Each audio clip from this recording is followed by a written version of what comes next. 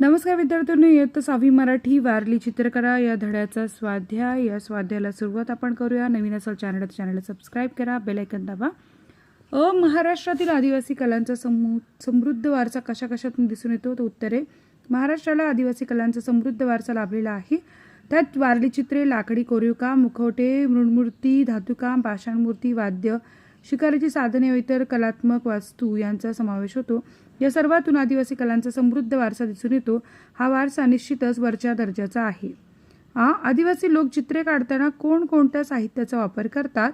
उत्तर, आदिवासी लोक चित्रे काढताना तांदळाचे पीठ, गेरू, काजळी, हळद, कुंकू, रंगीत फुले व झाडांचा चीक या साहित्याचा उपयोग चित्र रंगवण्यासाठी करतात. चित्र काढण्यासाठी ते साधे रफ स्केच देखील तयार करत नाही. सुचतील तसे आकार ते गुंफत जातात. वारली चित्रकार झाडे कशी रंगवतात? उत्तर, वारली चित्रकार झाडे रंगवतात नेहमीच मुळाकडून वर शेंड्यापर्यंत रंगवतो. अगदी सहजपणे त्यातून झाड वर उगवण्याची भावना प्रकट होते. वारली चित्रकाराने पाकळ्या व फांद्याच्या आकारातून काय घेतले? उत्तर, वारली चित्रकाराने पाकळ्या व फांद्याच्या आकारातून वाक आणि वळणे घेतली. वारली चित्रकार भौमितिक आकारांची चित्र काढत असतात. वारली चित्रकला समजून घेण्यासाठी काय करावे? उत्तरे, वारली चित्रकला समजून घेण्यासाठी वारली लोकांच्या छोट्या छोट्या वस्त्यांवर फिरून लोकांना बोलते करावे लागते आणि त्यांच्यातील कला आविष्काराचा शोध घ्यावा. प्रश्न दुसरा, थोडक्यात उत्तर लिहा. वारली चित्रकलेत कोणकोणत्या विषयाला धरून भित्तिचित्र रेखाटली आहेत? उत्तरे, वारली चित्रकलेचा परिपोष संस्कृती, परंपरा व परिसरातील निसर्ग संपत्तीचा आधार घेऊन झालेला आहे. त्यामुळे वारली चित्रकलेत धार्मिक विधी, लग्नविधी, दैनंदिन जीवन व लोकजीवन चितारलेले दिसते. त्यात आजूबाजूला परिसरातील पशुपक्षी, नदी नाले, डोंगर, पहाड, वने, जंगले, नृत्ये, घरदार, शेतीचे हंगाम, शिवार, जत्रा इत्यादी विषयाला धरून भित्तिचित्रे रेखाटलेली आहेत. वारली चित्रकार त्यांच्या चित्रकलेतून जीवनाबद्दलचा सकारात्मक दृष्टिकोन कसा मांडतात? उत्तर, वारली चित्रकार झाडांची चित्रे रंगवताना नेहमीच मुळाकडून वर शेंड्यापर्यंत रंगवतो. त्यातून अगदी सहजपणे झाड वर उगवण्याची भावना प्रकट होते. अन्य चित्रकार झाड काढताना त्याच्या नेमके उलटे म्हणजे वरून खाली रेषा काढतात. वारली लोकांच्या मते खाली भूमीकडून जाणारे, मृत्यूकडून येणारे नकारार्थी जीवन असते. जर भूमीतून वर उगवणारे म्हणजे जीवनाचा विकास करणारे उद्योन्मुख जीवन असते. वारली चित्रकार त्याच्या चित्रकलेतून जीवनाबद्दलचा सकारात्मक दृष्टिकोन असा मांडतात. प्रश्न 3, शाळेच्या किंवा वर्गाच्या भिंतीवर चित्रे काढायची आहे, त्यासाठी तुम्ही कोणकोणते विषय सुचवाल? उत्तर, एक मुलगी पाणी प्यायल्यावर नळ बंद करीत आहे. 2, एक मुलगा काचेच्या ग्लासातून पाणी प्यायल्यावर ग्लासात उरलेले पाणी फेकू पाहतो. दुसरा मुलगा त्याला अडवत आहे. 3, काही मुले वर्ग आणि खेळाचे मैदान झाडत आहे. 4, स्वच्छ भारत हा फलक घेऊन विद्यार्थ्यांचा मोर्चा निघाला आहे. शाळेच्या किंवा वर्गाच्या भिंतीवर काढावयाच्या चित्रांसाठी आम्ही हे विषय सुचवू. प्रश्न 4, वारली चित्रकला आता वारली समाजाच्या बाहेर पडली आहे असे का म्हटले? याचं उत्तर, आजकाल T shirt, sari, kurta, bedsheets, पिशव्या, पर्स, भेटवस्तू, भेटकार्ड यावर वारली चित्रकला रेखाटलेली दिसते. घराच्या भिंती, घराची अंतर्गत सजावट यासाठी देखील वारली चित्रकलेचा मोठ्या प्रमाणावर वापर होताना दिसतो. म्हणून वारली चित्रकला आता वारली समाजाच्या बाहेर पडली आहे असे म्हटले आहे. खेळूया शब्दांची. हे शब्द असे लिहा, म्हणजे तुम्हाला जसे हे शब्द दिलेत, पशुपक्षी, पाषाणमूर्ती, प्रमाणबद्ध, शास्त्रशुद्ध, उद्योन्मुख, संस्कृती, इंद्रधनुष्य, सृष्टीला, चित्राकृती, भित्तिचित्रे, अर्धवर्तुळ, भौमितिक अशी लिहायचे. परीक्षेला हमखास प्रश्न येतो. घरदार या शब्दांसारखे शब्द पशुपक्षी, नदी नाले, वृक्षवेली आगळे वेगळे. आता खालील शब्दांची फोड करायची आपल्याला बरं का. जसं धातुमूर्तीची फोड काय केली? धातूची आणि मूर्ती. उत्तर, मृण्मूर्ती म्हणजे मृणाची मूर्ती, पाषाणमूर्ती पाषाणाची मूर्ती, सुवर्णमूर्ती सुवर्णाची मूर्ती. शोध घेऊयामध्ये महाराष्ट्रातील कोणत्याही एका आदिवासी लोकजीवनाविषयी माहिती मिळवा व वर्गात सांगा. आपण उत्तर लिहिलं आहे. महाराष्ट्रातील ठाकर आदिवासी प्रमुख आदिवासी जमातीपैकी एक आहेत. त्यांचे जीवन जंगलावर आणि शेतीवर आधारित आहे. ठाकर समाजातील लोक प्रामुख्याने रानटी, फळे, झाडे, मुळे गोळा करतात आणि कधीकधी लहान शेतात शेती करतात. त्यांची भाषा मराठी असली तरी त्यात आदिवासी विशेषता आणि स्थानिक बोलीचा प्रभाव आहे. त्यांच्या धार्मिक आणि सांस्कृतिक परंपरांमध्ये निसर्गपूजेला महत्त्व दिले जाते. सणांमध्ये नृत्य, संगीत आणि स्थानिक देवतांची पूजा या गोष्टींना प्रमुख स्थान आहे.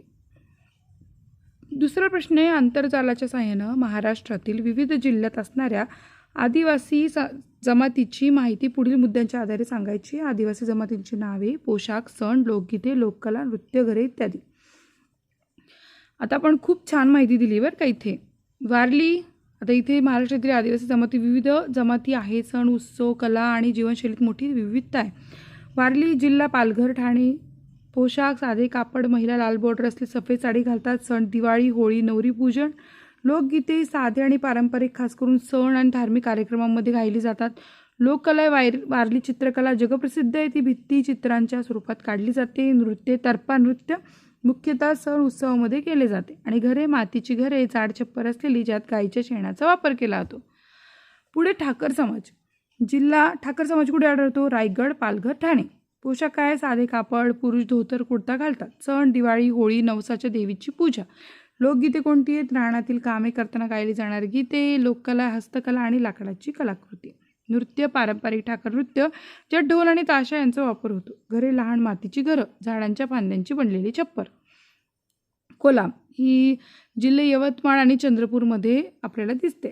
पोशाख पारंपरिक साधे कापड, महिला सुंदर रंगीत साड्या घालतात. सण काय? पोळा, दिवाळी, विशेषतः बैलाची पूजा केली जाते. लोकगीते, कृषी कार्याशी संबंधित गीते. लोककला कोणती? हस्तकलेतील विणकाम आणि बावसरी बनवणे.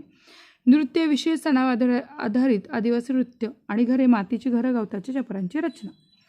गौंड ही जमात कशी आहे? जिल्हे गडचिरोली आणि चंद्रपूरमध्ये आढळते. पोशाख हे पुरुष धोतर आणि बनियान घालतात, तर महिला रंगबिरंगी साड्या परिधान करतात. सण दसरा, दिवाळी, गौंड पंचमी. लोकगीत आहे गोंडी बोलीतील पारंपरिक गीते. लोककला आहे गौंड चित्रकला. नृत्य दुर्पद नृत्य आणि विशेष सणावर केले जाते. घरे, साधी मातीची घरे, लाकडी खांब आणि गवताचे छप्पर. माडिया ही जमात जिल्हे गडचिरोलीमध्ये आढळते. पोशाख आहे महिलांची पोशाख रंगबिरंगी असून खास बांबूच्या पानांची सजावट असते. सण दिवाळी, होळी, बंजारा पूजन. लोकगीते साध्या गोंडी भाषेतील लोकगीते. लोककला आहेत बासरी आणि पुतळ्यांच्या हस्तकलेत प्रावीण्य. नृत्य गौंडी नृत्य. घरे आहेत बांबूच्या काड्यांची घरं, मातीच्या भिंती आणि झाडांच्या पानांनी बनलेले छप्पर. आता आपल्याला इथे प्रकल्प दिला आहे, वारली प्रसंगचित्र काढा, रंगवा. आता इथे आपल्याला त्यांनी वारली चित्रामध्ये काढायचे काही आकार दिलेले आहेत, निरीक्षण करायला सांगितलेले आहे, भेटकार्ड तयार करायला सांगितले. पण यातला सगळ्यात महत्त्वाचा भाग आहे, आपण समजून घेऊया काही शब्दसमूह, नाम आणि विशेषण यांचे सारणीनुसार वर्गीकरण आपल्याला इथे सांगितलेले आहे. तर आपण वर्गीकरण करूया. नाम आहे गुलाब, चेंडू, भाजी, कळी, रुमाल, चेहरा, पाणी, घोडा, सगळे नाम आहेत. विशेषणे पिवळसर, मोठा, मसालेदार, लाल चुटूक, स्वच्छ, टवटवीत, निळेशर आणि रागीट. विशेषणांचे प्रकार आपल्याला इथे दिसतात. आपण इथे वाचलं नाही का? तर नामाविषयी अधिक माहिती सांगणारे विशेषण असते, ते नाम त्या विशेषणाचे विशेष्य असते. उदाहरणार्थ लाल भडक जास्वंद, या उदाहरणात लाल भडक हे विशेषण आहे, तर जास्वंद हे विशेष्य आहे. आपण एखाद्याला म्हटलं जाडजूड मुलगा, तर तो जाडजूड काय आहे? विशेषण आहे, आणि मुलगा काय आहे? विशेष्य आहे. लक्षात ठेवा. वरील शब्दसमूहातील गुलाब, चेंडू, भाजी, कळी, रुमाल, चेहरा, पाणी, घोडा हे नामे आहेत, म्हणजे वरील विशेषणांचे ते विशेष्य आहेत. तर आता आपलं हे कळालं असेल. तर विशेषणांचे प्रकार काय? गुणवाचक विशेषण, संख्यावाचक विशेषण आणि सार्वनामिक विशेषण. आता खालील शब्दसमूह वाचायला सांगितले. हुशार, कावळा, आंबट बोरे, कच्चा आंबा, उंच इमारत, काळा खडक, हिरवेगार पोपट. आता वरील अधोरेखित नामांना जी विशेषण लावली ती गुणवाचक आहे. याच्यामध्ये आपल्याला कळतं ना की गुणवाचक गुण सांगितलेत ना त्यांनी, रंग, रूप, आकार सांगितले, म्हणून गुणवाचक विशेषण आहे. आता खालील वाक्यात मोकळ्या जागी कंसात दिलेल्या गुणवाचक विशेषणापैकी योग्य विशेषण लिहायचं आहे. तर समुद्रात प्रचंड लाटचा उठचा, तिच्या अंगावर जाडे भरडे कापड होते, मला पांढरे फूल आवडते, मी खाल्लेली संत्री आंबट होती, आबासाहेबांनी भव्य वाडा बांधला. हे सगळे गुणवाचक विशेषण आहे. आता इथे आपल्याला चित्र दिलं, चित्रावर आधारित प्रश्नांची उत्तरं द्यायची. चित्रात एकूण किती मुले आहेत? 3. चित्रात किती मांजरे आहेत? 1. मांजराच्या किती पट मुले आहेत? तिप्पट. घरावर किती आहेत? असंख्य, खूप. आता खाली दिलेल्या वाक्यात योग्य विरामचिन्ह घालायची. हा प्रश्नाचं परीक्षेला नक्की तो लक्ष देऊन बघा उत्तर. अशा प्रकारे लिहायचं, प्रश्नाचं चिन्ह घालायचं आहे. खाली दुसऱ्या वाक्यात पूर्णविराम द्यायचा आहे, तिसऱ्या वाक्यामध्ये पण पूर्णविराम द्यायचा आहे, चौथ्या वाक्यात उद्गार चिन्ह द्यायचं आहे, आणि 5व्या वाक्यामध्ये स्वल्पविराम व शेवटी पूर्णविराम द्यायचा आहे. सो धन्यवाद विद्यार्थी मित्र मैत्रिणींनो. व्हिडिओ आवडला का तुम्हाला? जर तुम्हाला हा व्हिडिओ आवडला असेल तर नक्की या व्हिडिओला लाईक करा, चॅनलला सबस्क्राईब करा. माझं नाव आहे सपना टीचर आणि मी पुणे जिल्ह्यातील तळेगाव दाभाडे येथे राहते. माहिती का तुम्हाला तळेगाव दाभाडे? चला भेटूयात आपण नेक्स्ट व्हिडिओमध्ये. धन्यवाद.